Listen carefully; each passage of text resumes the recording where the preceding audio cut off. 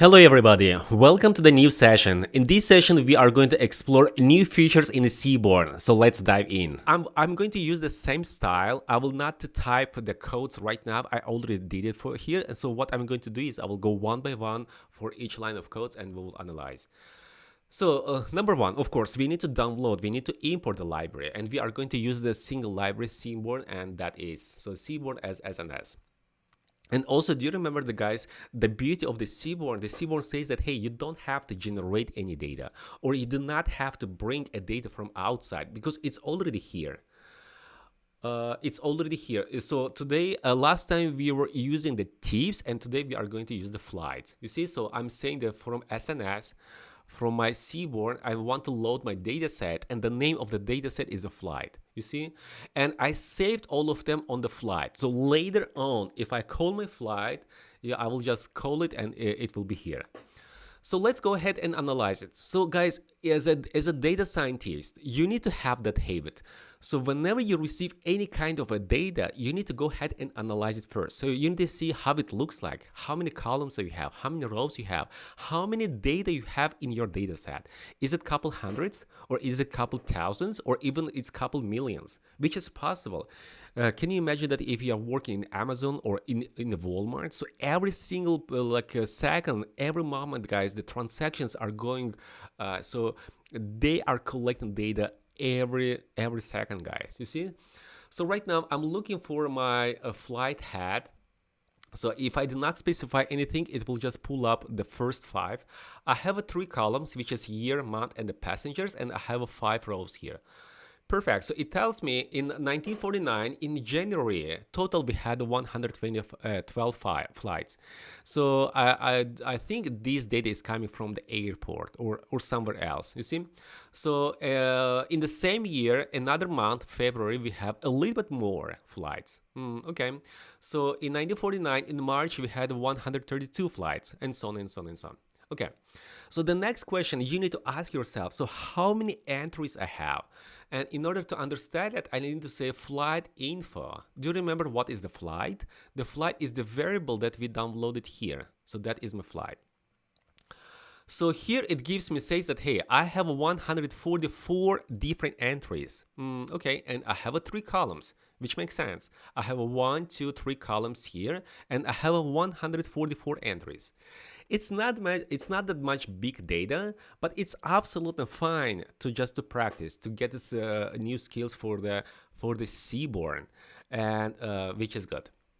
So what I'm going to do right now is we are going to rearrange our data frame. And by saying that rearrange, I will get my pen and I will explain. Do you remember, guys, during the pandas, we learned how to work with a data set and how to put them, how to clean the data, how to organize the data. Now the data is ready. The only thing is I see some rows over here, 1, 2, 3, 4, 5, and total I have 144, so it will keep going. Okay, I have some columns here, so 1, 2, 3. And also, guys, do you remember that we have some understanding of index in a data set? So since this data set did not provide what is the index is, so the Python generates the index as a default. And by saying index, what I mean that, so I have an index 0, that is index 1, index 2. Or what you can understand that is the row number 0, that is the row number 1, that is the row number 2. So in the Python language, we call it an index. Okay, so right now what I'm going to do is I will not change any data. I will just regenerate and make another shape. So I will be having the new data set now. So here I have my index, but I want to use the month as an index. Oh, okay. So right now my month is a value, you see? So that is the categorical values that we did last time. So the January, it's not a numerical, it's a categorical. So I have a February, I have a March. Do I have another January? Most probably yes. So right now I have a 1949, and later on in 1950, I will be having my another January. So that is a category.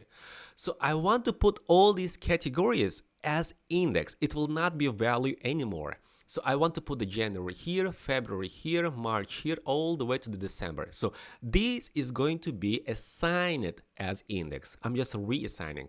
So this is not a value anymore. That will be my index. Perfect. That is number one. What about year? And the year is, I have a 1949, and later on we have another numbers too. So this is the value here. And I want to make it as a column name. So I will put the 1949 over here. I will put the 1950 over here. I will put the 1951 over here, and so on, all the way to the end.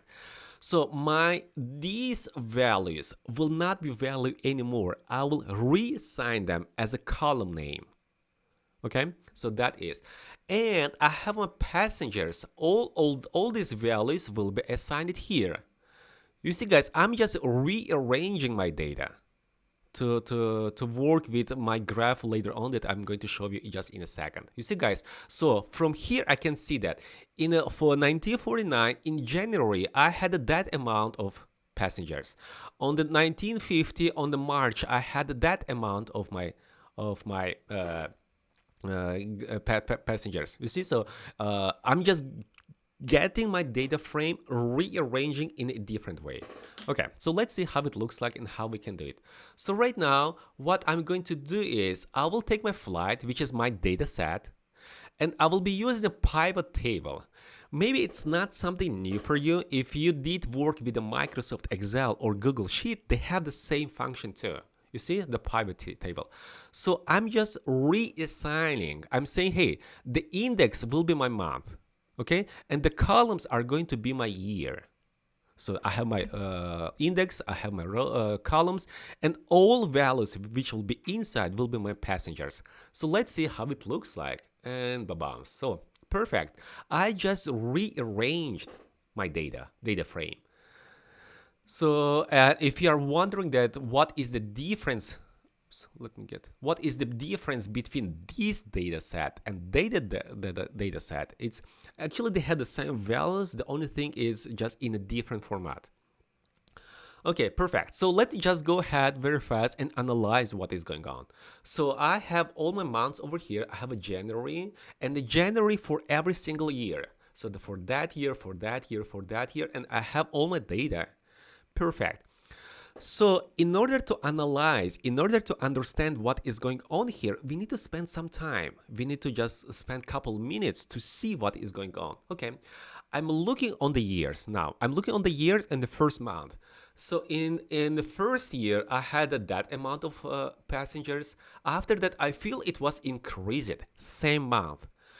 After that, it was keep increasing. Wow. So that means it gives me a story. It tells me by the way when technology is growing, the amount of the passengers are increasing, which makes sense. Perfect. In the February, we have the same increasing too. You see, I see the increase here, I see the increase here, and perfect.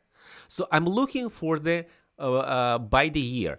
What if I'm going to look by the month? So let's imagine I'm picking year 1955, okay? And I'm going to analyze the month. So in the February, I had 242 passengers on January. On the February, I had a little bit less. And after that, on March, I had more. And I feel that on July, I had the most passengers in that year. And it also makes sense because during the summertime, we have more flights if you compare with the winter time, which is absolutely fine. And I can see that the most passengers that in my data set, it looks like in that area, which is the latest year and during the summertime. Perfect. So you see, this data is giving me a storytelling. But the downside of the table is, you see, guys, we need to spend some time. We need to spend a couple minutes to understand what is going on.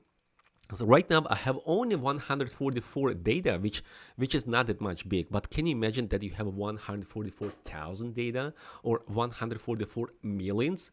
So whenever you talk about a million data, it's not that much big in computer science because the calculations computer, it happens very fast. But for us as a human being, so it's huge to see all 1,000 data. So right now what we are going to do is we are going to visualize it. and we will see how can I just see and understand what is going on in data frame in a second. So right now what we are going to do is we are going to use the new tool which called the Heatmap. You see, it's like a simple line of code and it is going to show me something else. So from the SNS, I'm calling my this function that is the new graph, and I'm providing my data. But be careful, guys, I didn't provide my flight. You do remember that, guys? I have a two data set now. One of them is a flight because the flight is that one, and I rearranged and I put all of them in FP. But if you want, you can call it something else. So that is my another data set. So if I call it and ba-bombs, perfect. So let's see what is going on. So here it says that on the dark place we have less passengers, but in the bright place we have most passengers. You see, guys, so you need to spend less time to understand what is going on. So if you compare by the year, so by the year it's getting bright and bright and bright. That means I'm getting more and more passengers. Or if you compare with the month, so it was dark, it gets bright, bright, bright, and after that it goes dark. It looks like during the summertime I have my most passengers. Yes, guys, perfect. That is the beauty of the Seaborn. And what I like in the Seaborn, guys, it's amazing. You see how simple is that? You are just typing that much. I wish we could see what is going on in backside, because I assuming that whenever you call the heat map, they have a bunch of line of codes to generate it. If you want to do it in a matplotlib, guys, you need to spend some time. You need to organize your canvas. You need to just label them. You need to bring the data. You see, guys, so it's not easy, but here in using Seaborn and bombs, it's done. So, and you are wondering that, okay, I like that one, but is there any way to change the color? Is there any way to change the style? So what else is available? Of course we can do it. You see, guys, so as long as I provided what is my data is, it's the same, you see? So we have a heat map FP and I have a heat map FP. And after that, it's just all about design. It's all about how to make it beautiful. You see, so I have a line color which is white, so I just separated all of them with the light color, and I just separated with the line which is 1 pixel, I believe, or I'm not sure what is the 1 stands for, but that is the measure of the lines that we have in between. And you can ask that, hey, what else is in it? So if you put like the dot, you see, guys, it's the documentation showing you. Let me just get my pen and I will explain you.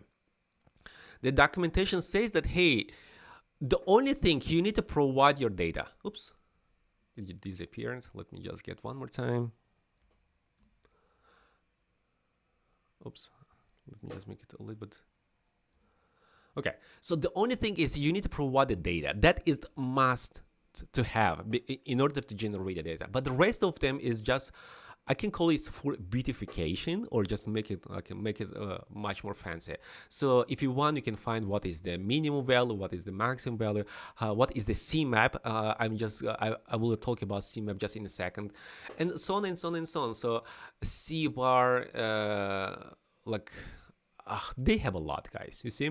So just keep in mind, guys, so this data that we have in the first way, we put FP, it just provide the data, and later after that it will be just to make it beautiful.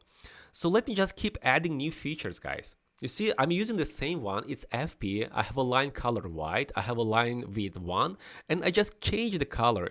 I see the Cmap, it's a cool warm, so I can see that that is the hot, like the most values are in. But they have another feature that we can put numbers on it. So in each cell, they will just put the numbers on it. So if you want, you can just go ahead and play with that. Perfect. So that is all with the heat map. So what else is available, possible in the Seaborn? That clustering. Actually, the clustering is a little bit advanced and complicated. Let me just summarize it and make it very simple. So I want to classify all data based on the numbers. So what I mean with that, so let me get my pen and I will say.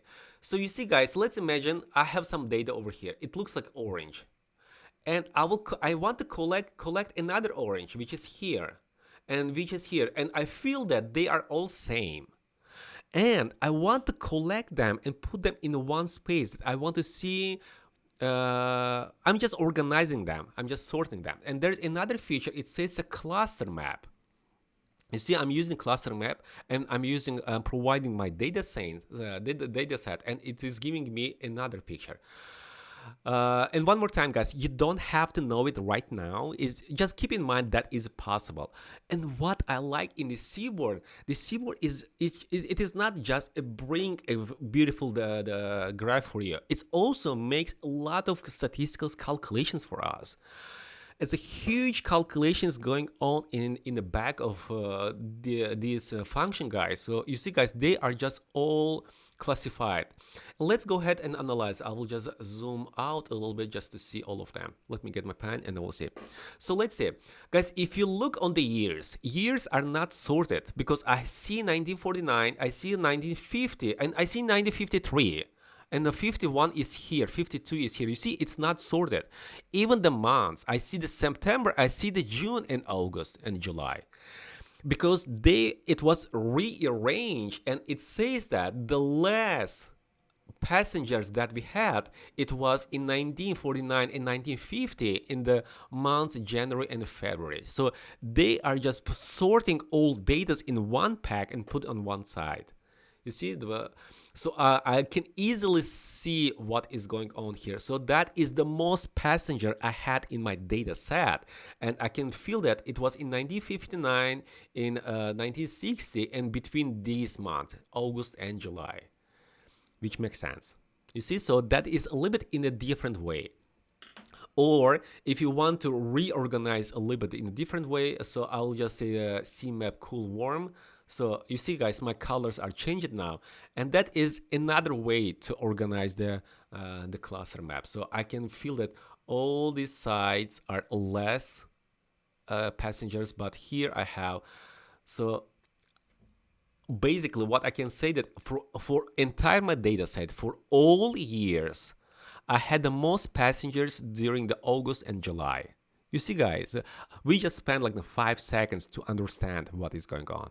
But if you look in the data set with the numbers, guys, maybe you need hours to understand it. So that is the beauty of the Seaborn.